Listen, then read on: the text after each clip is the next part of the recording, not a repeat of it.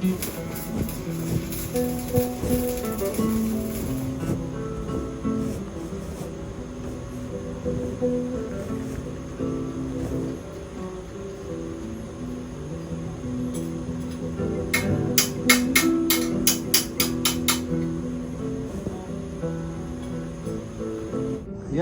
ito lang ang ano nagka-problema. Pero ganun ang design nila. Pero hindi, ba't mag-ano ka pa? Ano lang siya, gumuguhit. So hindi niya totally dinidig yung lupa para maibaliktad. So kaya yun, ano natin, tag dito.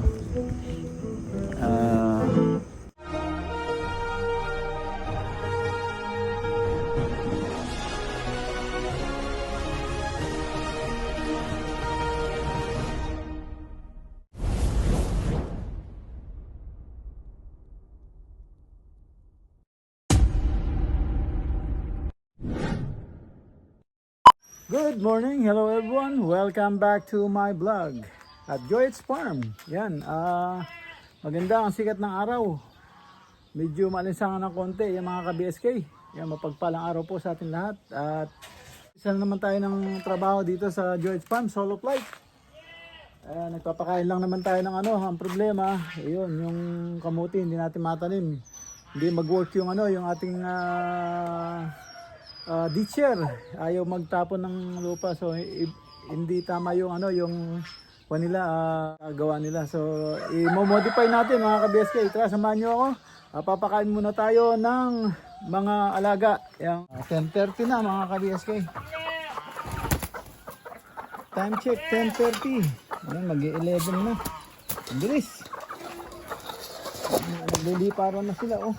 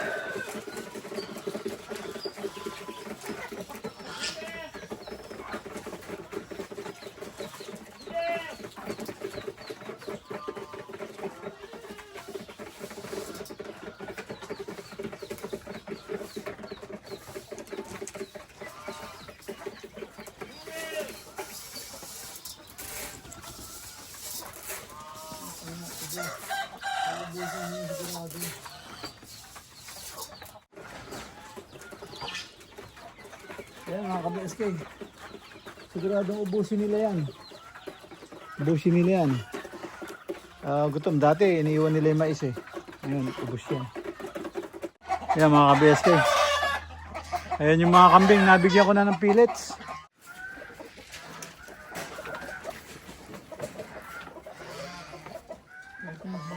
Okay.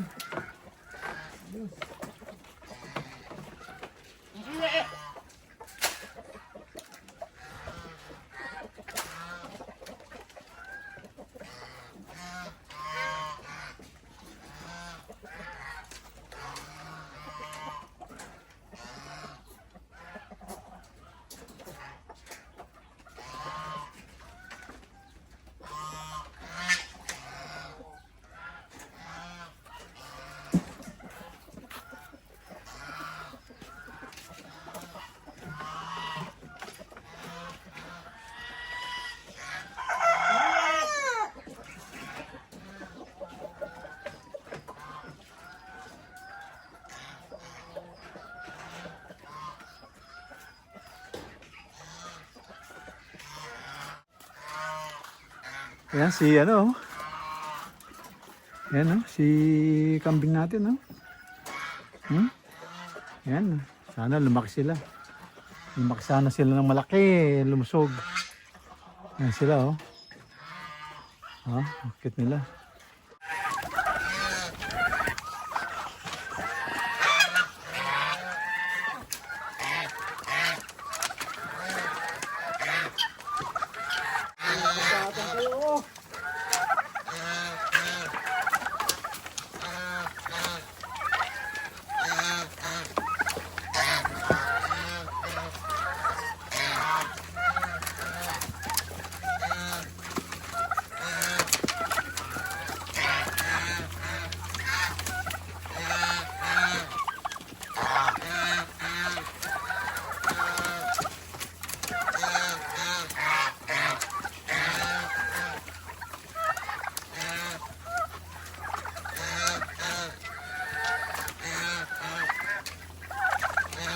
Laki mo, dyan ka sa gitna. Ito.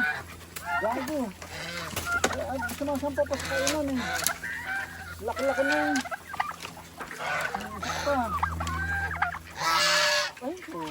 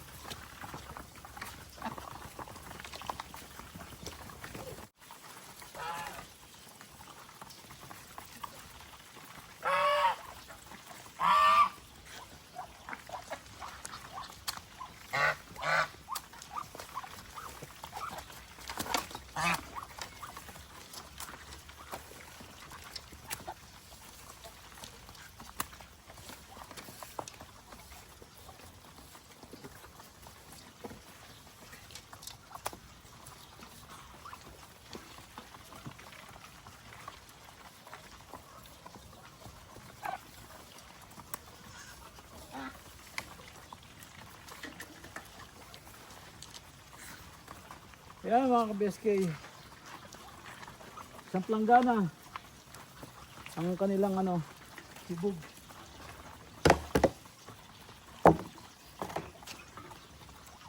A few moments later. Oh mga ka-BSK, ito, pumunta tayo dito sa sa site at daming napier, daming damo. Kumuha tayo para sa kambing. Ito, meron pa ako isang sako dun. Ito, ang dami pa oh. So, okay na ako dito. Ito, pauwi na. Pinagpawisan na ako. Bawas na naman yung sugar.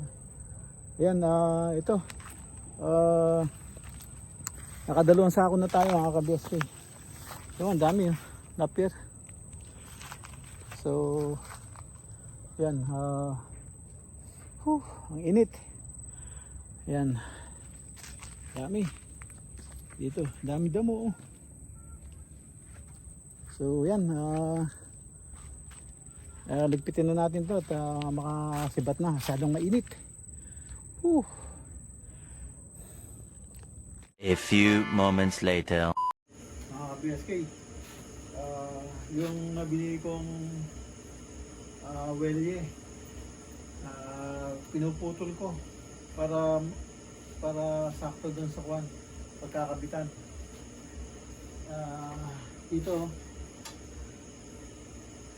kakabit ako dito, so haba ito kasi gumuguhit lang siya sa lupa, hindi siya tumatapon, so bali wala. So So kailangan tumapon siya para pag meron ka itatanim, pwede mong baliktarin yung lupa. So medyo may pagka mahirap din dahil hindi matatapat sa hindi matatapat sa yung diretso yung tudling dahil itong makinan to kung siya magalaw, kailangan kakabisaduhin mo pa. So yan, kakayanin natin yan. Pero pagdating sa cultivator, rotavator, okay siya, napipino niya yung lupa. So yan, kailangan kabisaduhin lang natin kung paano kaya tudling. Yan, natirahin ko muna to. Ito yung welye mga ka-BSK, oh. Yung welye. So tutulisan natin to para tututurin yung lupa.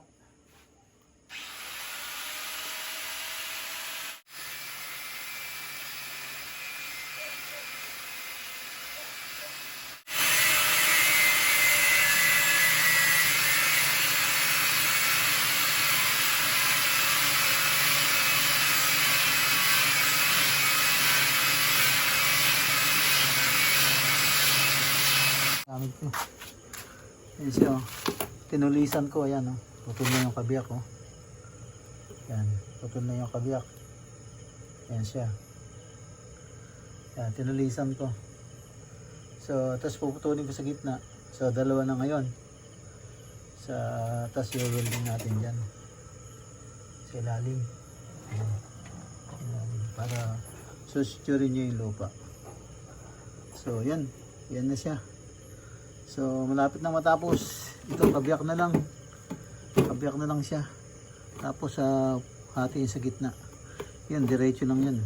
So saglit lang yan. Para ma-welding na natin. Hagis. Ngayon kung hindi, pero palagi ko hagis na yan dahil susuturin niya na yung, yung ilalim, eh. Kasi itong maiksi, yung ginawa nila, wala, gumuguhit lang sa lupa.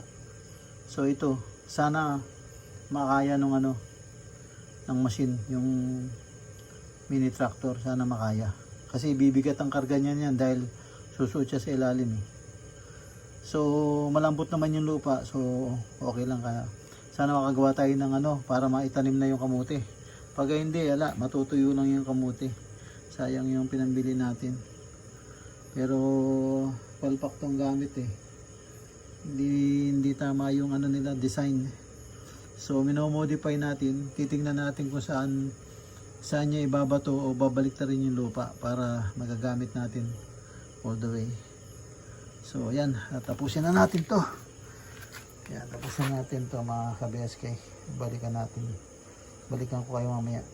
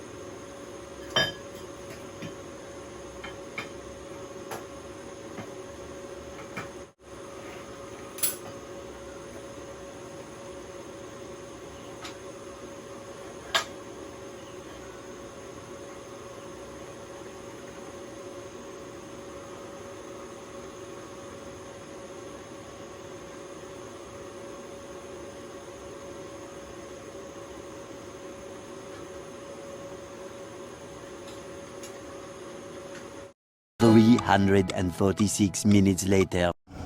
May mga ka-BSK, yung bisita natin sa farm at uuwi na sila. What's up, vlog? Uwian na. Ang dilim na bago ko naisip na mag-vlog. Ayan sila.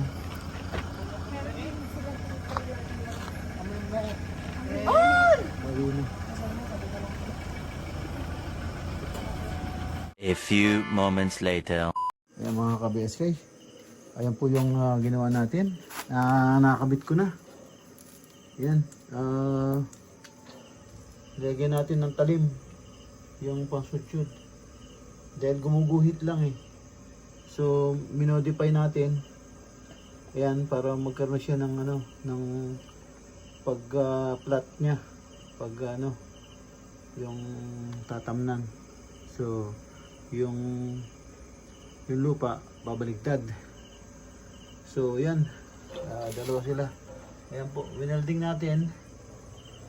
Ayan, meron na siyang talim. Welly po, yung binili natin welly. So, ayan siya. Ngayon, ready na po bukas. So, tingnan natin kung okay. At pag sudsud niyan, tataas yung gitna. Pwede na natin tusukan ng kamuting baging. Itutusok ko lang, hindi ko gagayahin yung ginagawa nila dito na tinatanim ng kamay. So, ibaon lang natin. Maglalaman din yan. So, ayan. Yung pong niya, yung ditcher niya, hindi pareho. Tabingi po yung isa eh. Ito medyo tabingi. Yan tabingi. Kahit anong gawin ko. Tapos mga tornilyo mga ginamit nila, medyo mahina. Hindi matigas ang tornilyo. Makunat siya. Pag nahigpit ang mabuti, matatanggal. Mababali yung tornilyo. Mahinang klase yung mga tornilyo. Kaya pala ang daming binigay na reserba. So, yan.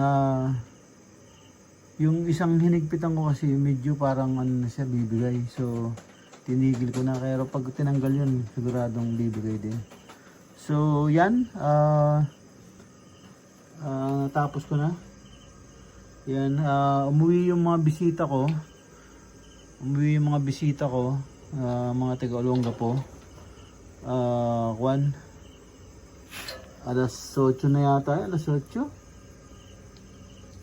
Mag-8 na yata. 8:30, mga ganun. So, yun. Itong ito sumasabit dito. Hindi binigyan ng konting clearance. Sumasabit. Pagka mo ito. Yung clutch niya, tinatamaan. Yung clutch yan eh. Tinatamaan tong clutch. Ayan o. Ayan, tingnan natin. Ito, tumatama to. Yung niya, yung tawag dito. Itong niya, pedal niya para up and down. Yun na, bumabangga nagagasgas na. So, parang bumaluktot yata ito, kaya ganun. Yan bumaluktot nga siguro. Mahirap naman ito. Parang bumaluktot, kaya dito maabot siya. So, ito lang naman, defective. Defective ang hindi ko alam kung pwedeng bunutin to. Siguro pwede. Para madiretso yun. Pwede siguro. Pwede nga. Kasi baluktot siya Kaya mahirap ikutin pag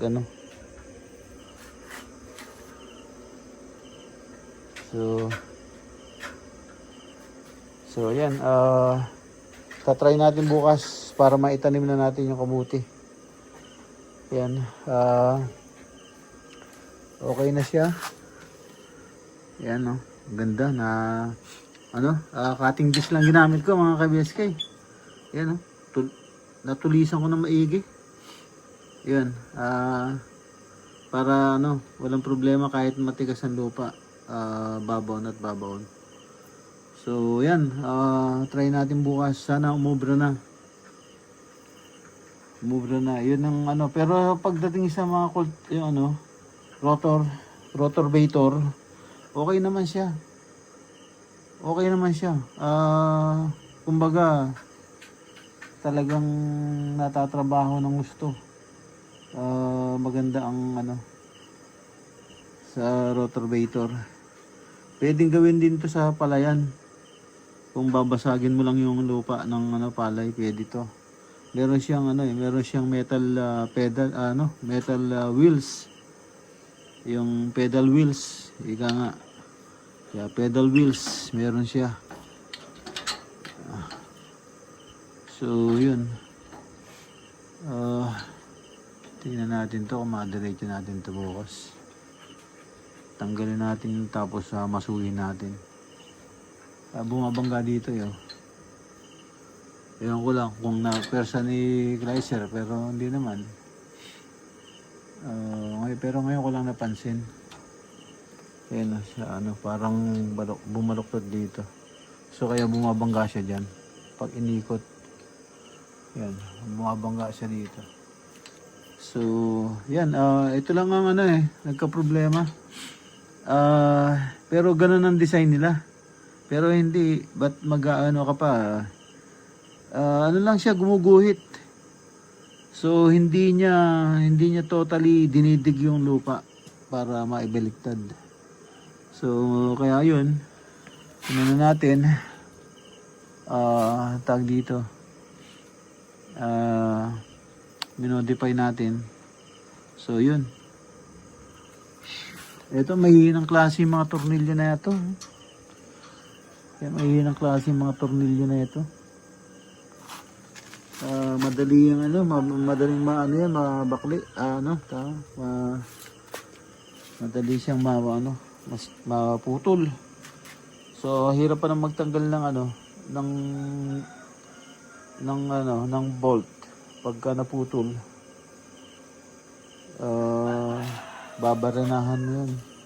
Yun ang style namin. Kung minsan makukuha sa welding, weldingan mo, lagyan mo ng kamay para mapihit mo siya. Minsan pag nagkamali ka ng welding, ma-welding mo pati yung nuts. Kaya yun, kailangan talaga ayun mga ka-BSK, abangan nyo po bukas. Tignan natin kung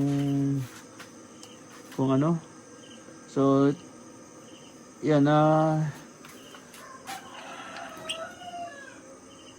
kung makita natin makakapagtanim tayo bukas. Tingnan natin. Yan lang ang nagka-problema yung paano gumawa ng tudling. Paano gumawa ng tudling. So, yan, subukan natin. Tapos itong ating ATV, may problema sa wiring siguro. Minsan nag-start, minsan hindi. Na uubos yung baterya. So, yan ang problema. So,